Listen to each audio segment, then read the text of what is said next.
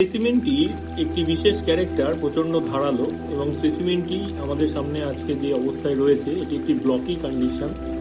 প্রচুর পরিমাণে মাইকা এবং তার সাথে ফেলসপার আমরা এখানে দেখতে পাচ্ছি।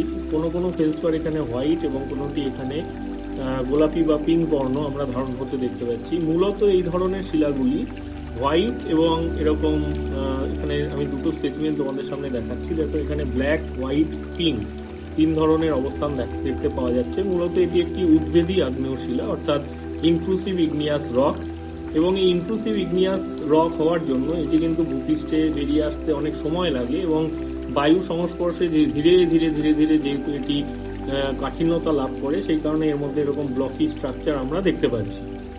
তো এই যে ব্লকি স্ট্রাকচারে স্পেসিমেন বা স্পেসিফিক গ্র্যাভিটি 2.63 থেকে 2.75 এর মধ্যে, এবং এই দানাগুলো মোটা থেকে মাঝারি দানার মধ্যেই মূলত হয়ে থাকে। আমরা যে মেগাস্কোপিক আইডেন্টিফিকেশন শিখবো, সেই মেগাস্কোপিক আইডেন্টিফিকেশনে এই ধরনের ব্লকি স্ট্রাকচারকে আমরা গ্রানাইট বলে জানবো, মূলত এর বিশেষ গঠন এবং তার কালার ফরমেশনের উপর ভিত্তি করে।